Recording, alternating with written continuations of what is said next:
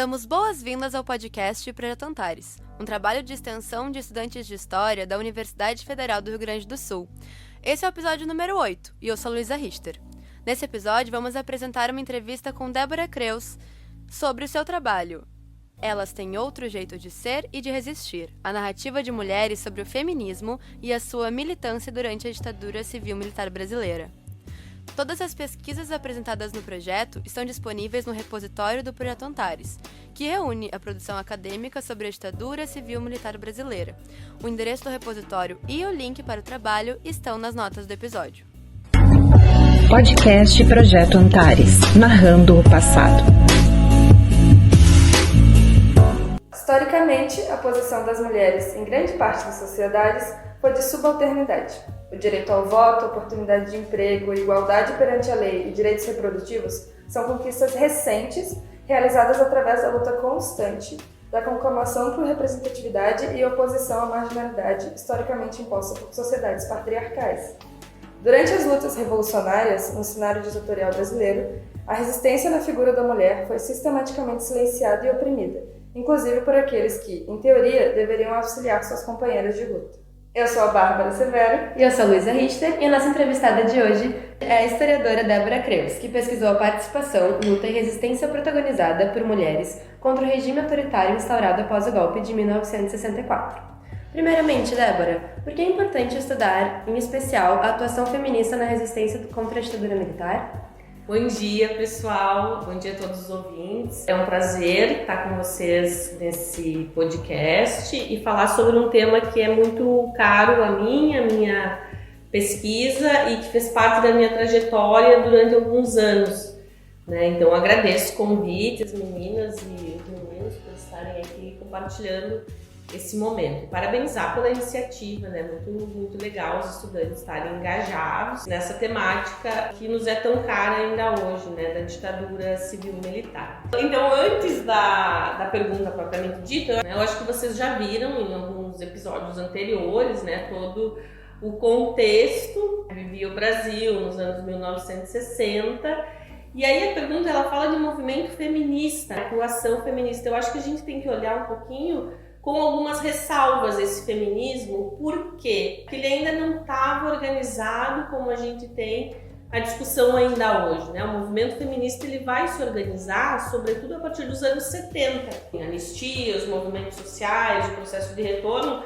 Então a gente tem participação de mulheres nos grupos de resistência à ditadura. E essas mulheres, aos poucos, foram tendo o que a gente chama de letramento de gênero, a partir das suas experiências cotidianas, né? Então isso é um elemento importante de falar. E por que estudar isso? A gente vive hoje, felizmente, um momento em que os estudos sobre a ditadura, eles têm muitos sujeitos, né? Durante algum tempo, esse sujeito era universal, né? O homem branco, masculino, e isso se dizia que era história.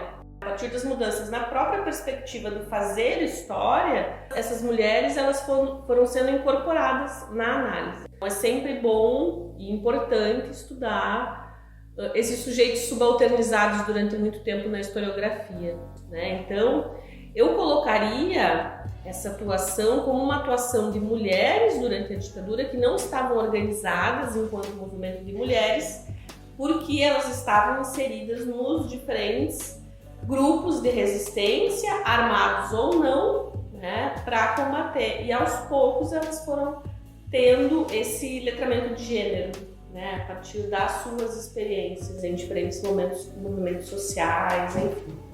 Sim, foram se tornando mulheres. Né? Foram se tornando mulheres aos poucos e colocando essa identidade, né, até então, que não estava posta, não estava dada, né, essas mulheres, e foram assumindo essa identidade de mulheres que precisam lutar, enfim, pelos seus direitos e combater o machismo que ainda permanece. A luta feminista foi demarcada por movimentos históricos específicos que caracterizaram determinados períodos e formas de atuação. Então, a partir disso, o que foram as ondas do feminismo, especialmente a segunda onda, e como isso se refletiu nas mulheres brasileiras? Essa pergunta é muito interessante. Por quê? Porque primeiro a gente tem que pensar o que são as ondas do feminismo.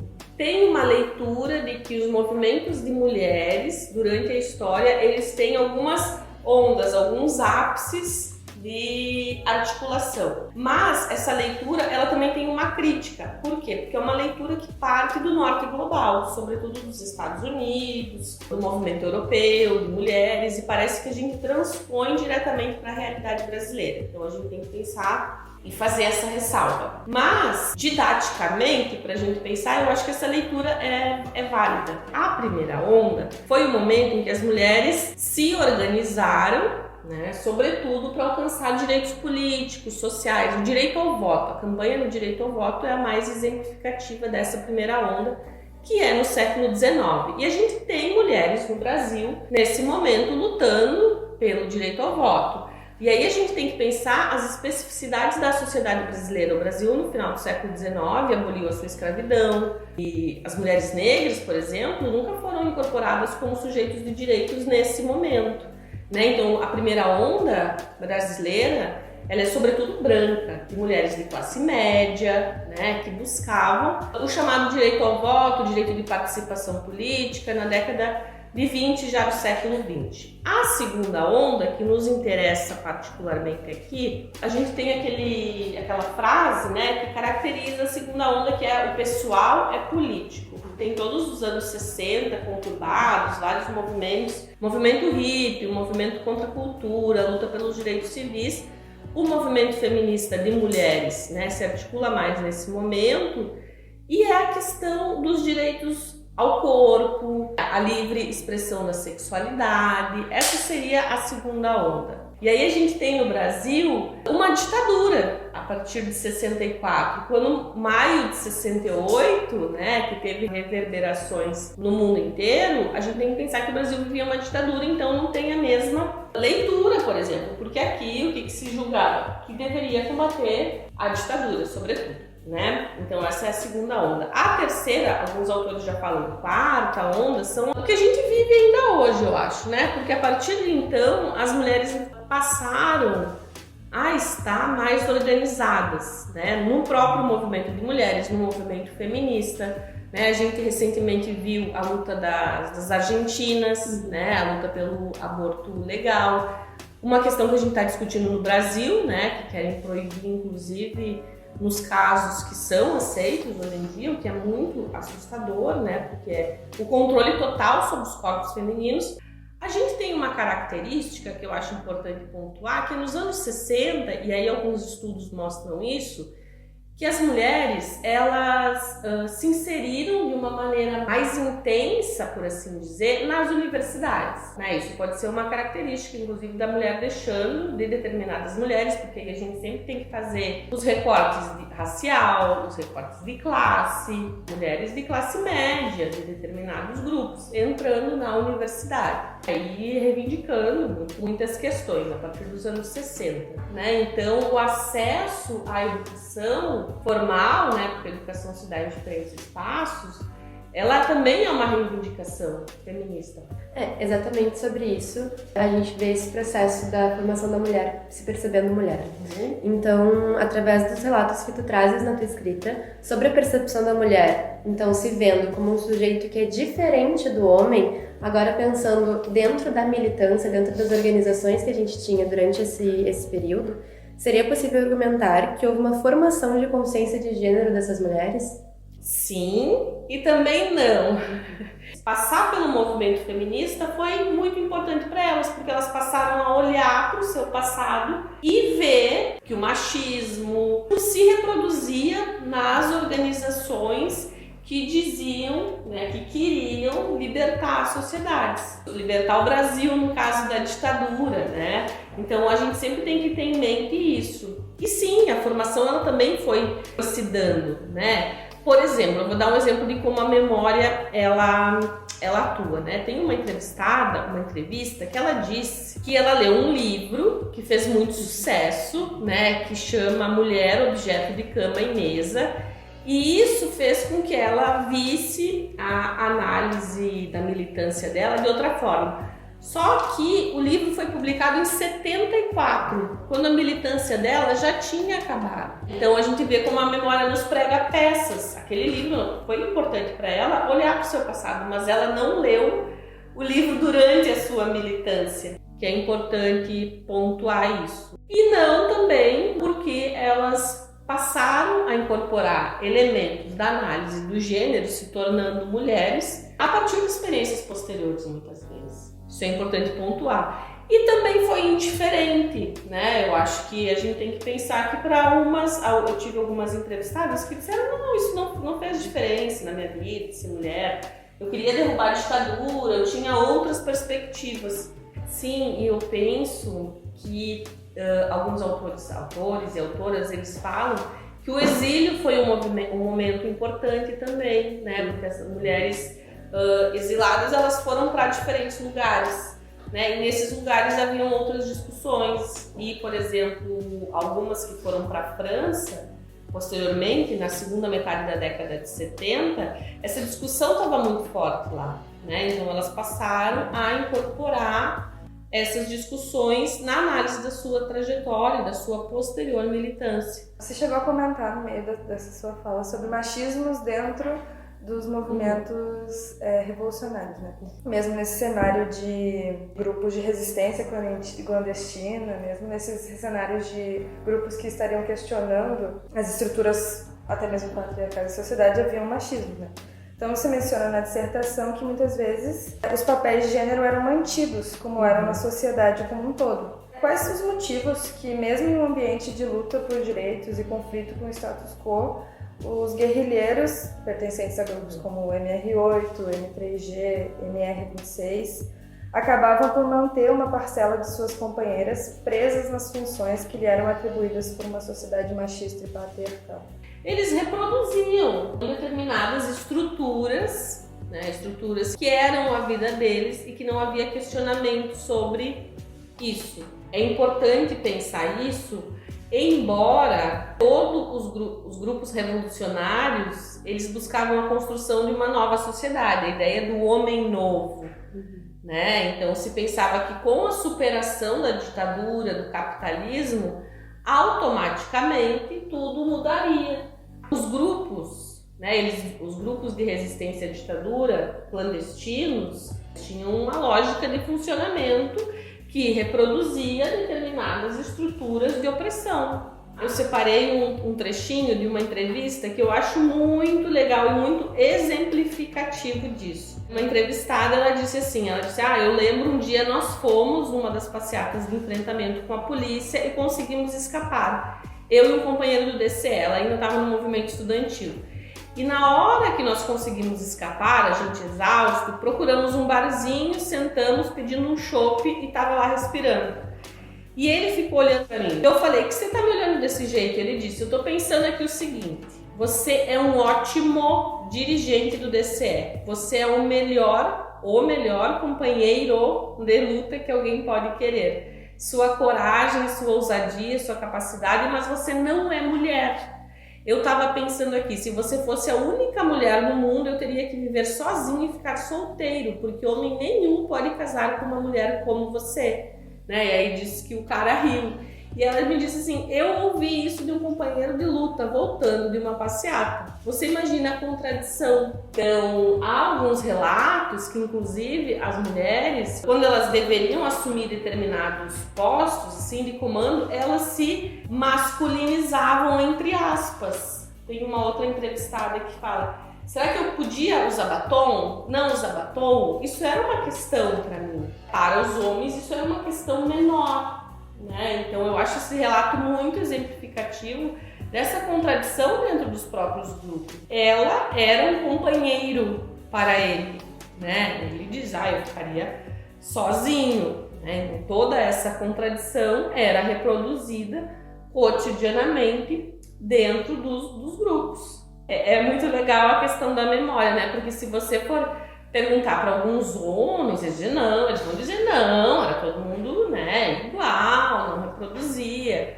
E inclusive as mulheres falam, muitas vezes nas reuniões eu tinha que servir cafezinho, né, o papel de uma secretária ou de uma esposa, que fica servindo enquanto eles fazem a política, né? O que é bem interessante. As mulheres eram muitas vezes chamadas para cumprir papéis em que passassem despercebidas, né? Porque uma mulher não pode fazer política, não está no grupo de resistência.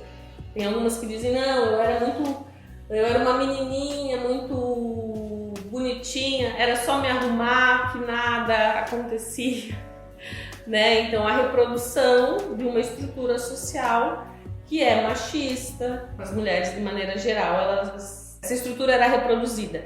E também você tem um elemento que algumas podem dizer, não, eu não senti isso. E isso vai ao encontro do que a gente comentou do letramento de gênero. Percebi isso, assim, né? Quanto mais letramento de gênero você tinha, mais elas faziam uma crítica àqueles grupos. A gente vai aprendendo a ser mulher, né?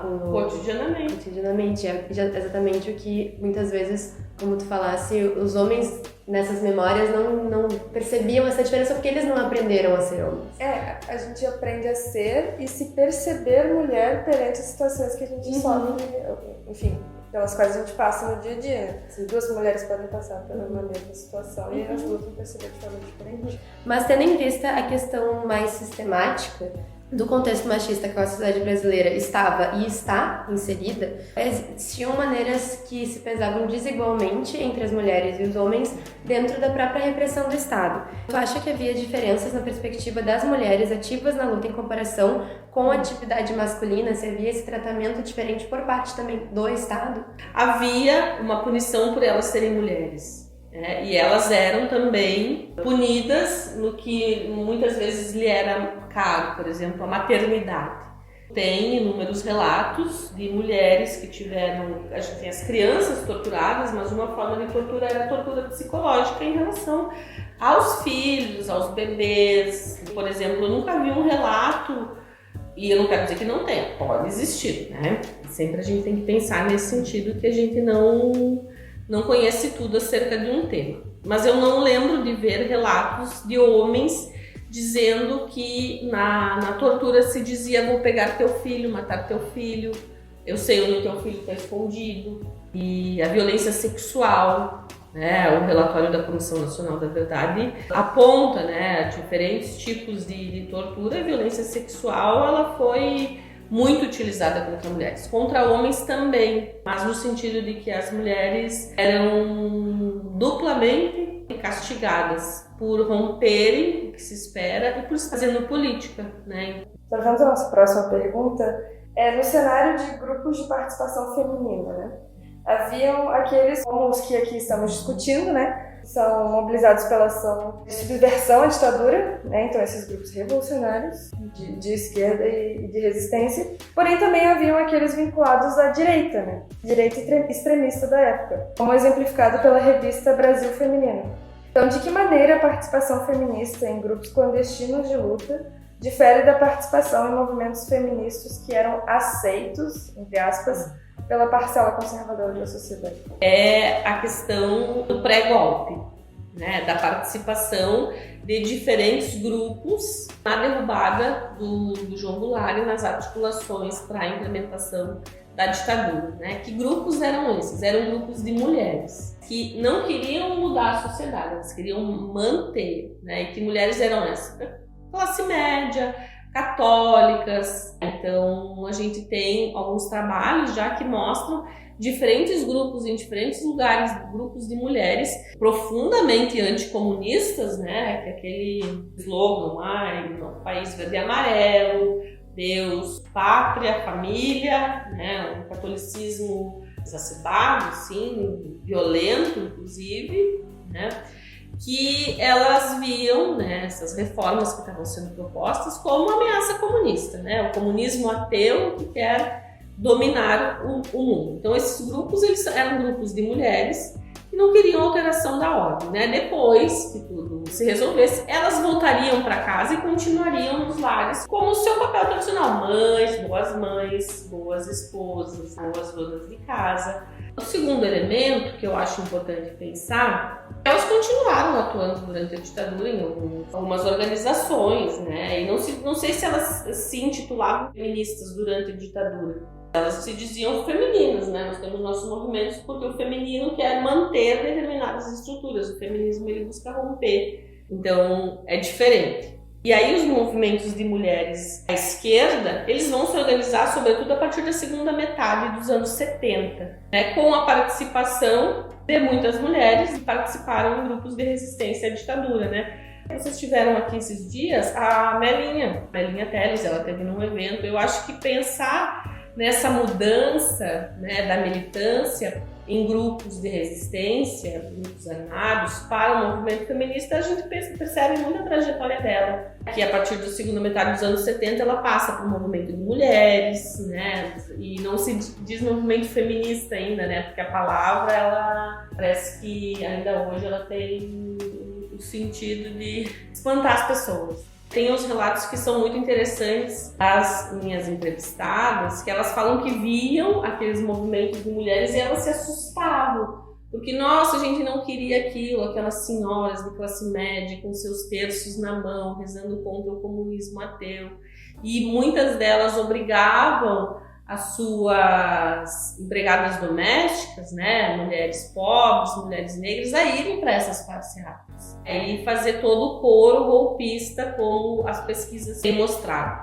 As mulheres de grupos de resistência, elas faziam muita crítica a esses grupos, e eles não buscavam a alteração da sociedade brasileira como elas queriam, né? Então a gente não é aquela coisa que a gente fala, né? Não é porque é mulher que naturalmente vai lutar pelos direitos das mulheres, muito pelo contrário, né? O que é bem interessante, isso, né? Então a gente tem muitas diferenças. A gente não tem um movimento, que eu lembro pelo menos, um movimento feminista organizado ali na segunda metade dos anos 60, ele vai se organizar de maneira mais intensa a partir de 75, né? E aí a gente tem uma questão de conjuntura externa também, que foi declarado pela ONU em 75, Ano Internacional da Mulher, e já dentro do contexto de crise econômica que vinha no Brasil também, a gente tem muitos grupos de mulheres, né, de periferia que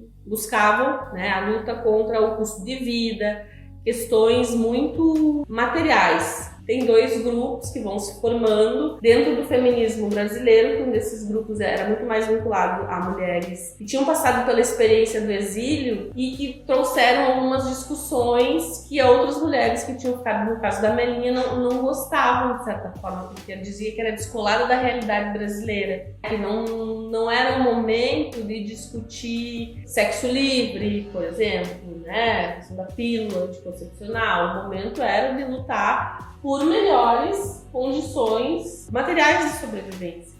E é interessante porque parece que é tudo muito dividido, mas se a gente for ver as coisas, elas andam em conjunto. Se encaminhando então para o nosso final do podcast, a gente tem algumas perguntinhas ainda. Trazendo então para a atualidade, né? Existem grupos sociais hoje, que a gente trouxe os exemplos do MTST e do MST, que é os movimentos dos trabalhadores sem teto e dos trabalhadores rurais sem terra. Que justamente, né, como a gente comentou mais cedo, como tu comentou mais cedo, nessa tentativa de fazer essa construção contínua de quebra desses paradigmas patriarcais, eles têm um dos seus pilares fundamentais, que é sempre manter na liderança da atividade, como coordenadores de comitês, ou enfim, na liderança ampla da sua atividade, uma mulher e um homem, sempre em posição de equilíbrio, de poder e de responsabilidade. Então, justamente para a gente conseguir abarcar essa ampla visão, né? Conseguir entender todas as necessidades que certos grupos podem trazer, que infelizmente, por diversas questões, outras pessoas que não têm aquelas vivências nem sabem que precisam ser debatidas. Então, esse movimento, na tua opinião, que isso poderia ser um reflexo do movimento feminista ou apenas uma consequência direta da luta por direitos? Com certeza, né, é um reflexo do movimento feminista que luta por direitos, né? As coisas elas não estão descoladas, porque mulheres em espaços de poder, a gente não, hoje, enfim, existe a lei de cotas, né, para as mulheres, a política que é constantemente burlada, e isso eu acho que está diretamente relacionado, né, às demandas feministas no decorrer do tempo. Então a gente vê sobretudo ali a partir da segunda metade dos anos 70, no Brasil, as mulheres não deixam mais de estar organizadas, no sentido de que, como a gente falou anteriormente, as ondas, há um período, né, em que determinadas demandas vão para o espaço público e são constantemente discutidas, né? Embora, né, em alguns outros momentos, como a onda vai, ela vem, então há um refluxo, inclusive. Isso mostra, né, nesse período que a gente está falando, segunda metade dos anos 70,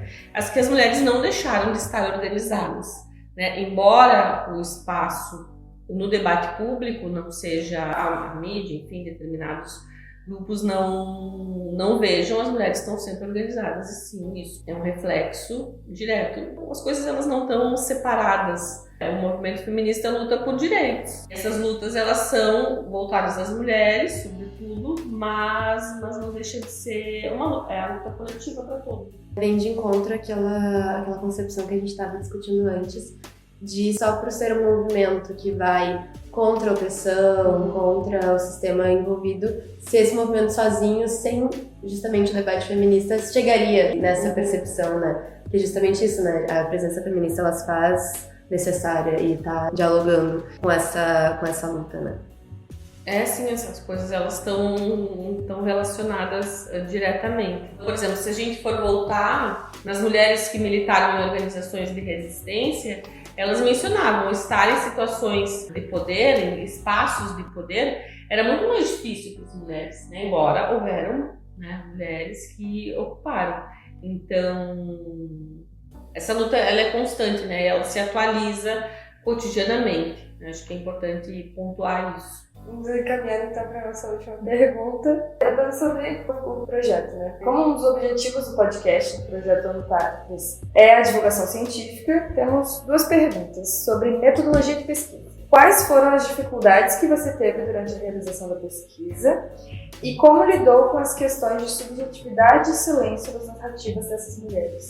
E trabalhar com temas relacionados à ditadura sempre é difícil. Com narrativas orais, se apresentam algumas questões específicas. Por quê? Porque você vai estar falando de traumas, né, de eventos dolorosos para essas pessoas, né, seja homens e mulheres.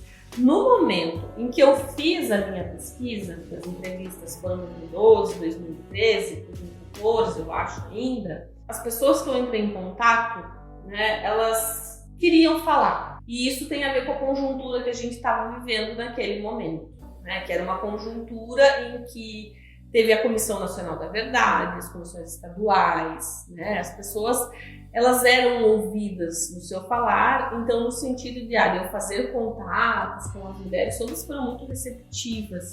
E eu associei a isso porque depois veio outro momento, que foi o momento da pesquisa para a tese, que era outra conjuntura. E aí eu já recebi vários nãos. As pessoas, elas me diziam assim, pai, a gente falou tanto e está vivendo esse momento de negacionismo da ditadura, de pedidos por retorno, né? Então, o momento em que você vai trabalhar com essas fontes culturais, os relatos, a sua presença está diretamente relacionada ao momento em que essas pessoas estão vivendo também, como sobreviventes do período ditatorial. Então, no sentido de abertura, eu não tive dificuldades, diferentemente do que aconteceu posteriormente. E quem trabalha com entrevistas que têm a violência como um elemento importante, não digo nem importante, mas um elemento quase que central, né, no narrar dessas pessoas, tem que ficar muito atento no sentido de que respeitar o tempo da pessoa. E a gente saber também, é importante, o que a gente quer da entrevista. A história oral não é decidir entrevistar uma pessoa,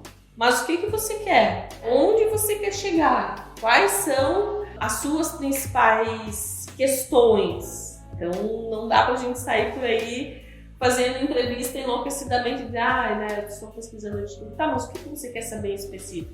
São questões que sempre estão colocadas para os pesquisadores e pesquisadoras, né? A gente não vai ter uma solução, mas é importante a gente se preparar. teórica, metodologicamente, antes de sair realizando entrevistas por aí. Eu tinha uma pergunta extra sobre uma palavra, assim, é um conceito muito atual que ficou nas entrelinhas de toda a nossa conversa, na minha opinião. Identitarismo. Que é um debate que está muito em voga hoje em dia, não é mesmo?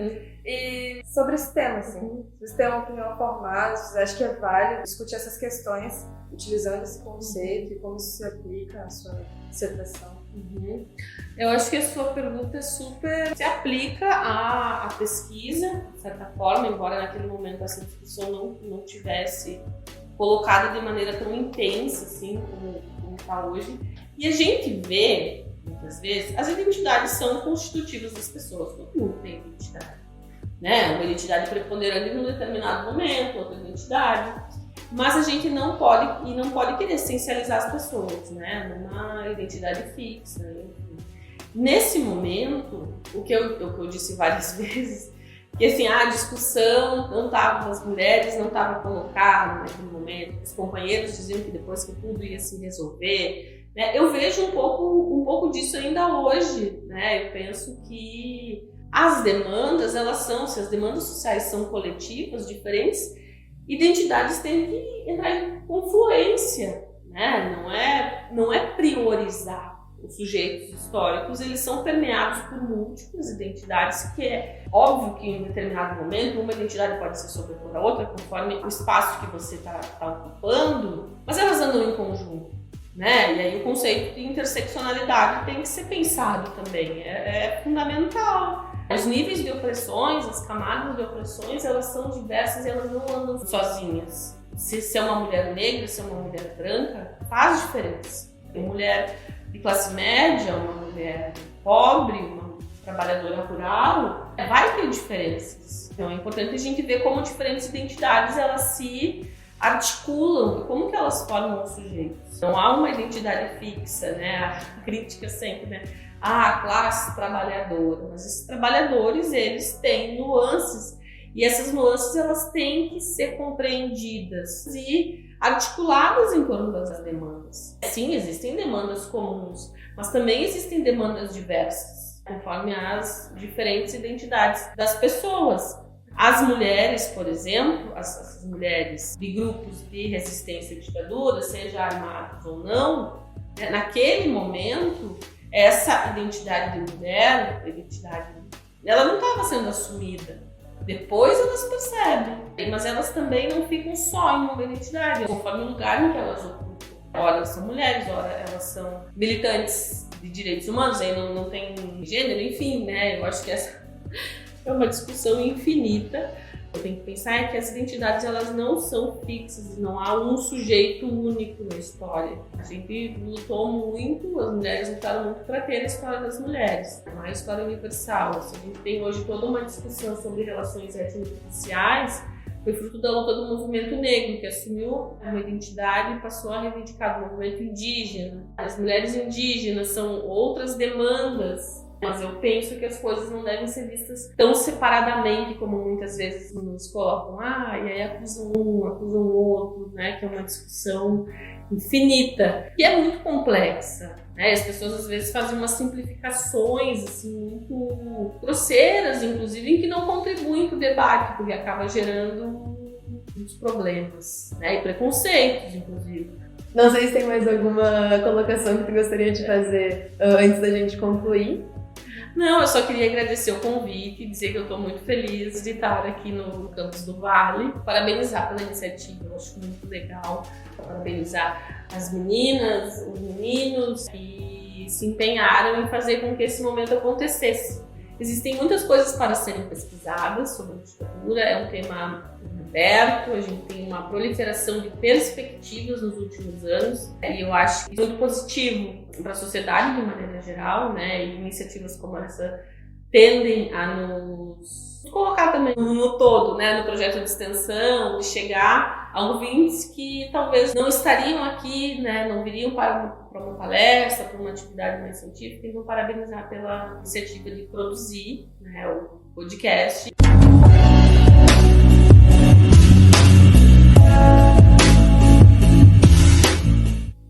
Este foi o 8º episódio do podcast Projeto Antares. Todos os demais episódios estão disponíveis nos principais agregadores de podcasts e no YouTube. Para conhecer mais sobre o nosso projeto, siga nossa conta no Instagram. Os endereços do Lupa, que abriga o Projeto Antares, e de nossas redes sociais estão nas notas do episódio, onde também encontra sugestões de livros, filmes, músicas e outras produções que complementam o tema que abordamos hoje. Este episódio teve a produção de Bárbara de Almeida Severo, Guilherme Ciota e Luísa Richter, e roteiro também de Guilherme Ciota, Bárbara de Almeida Severo e Luísa Richter, além de edição e efeitos sonoros de Maria Eduarda Batistella e arte de capa de Bárbara de Almeida Severo. Participaram de entrevista Bárbara de Almeida Severo e Luísa Richter. A coordenação geral do projeto é da professora Caroline Silveira Bauer. Podcast Projeto Antares, narrando o passado.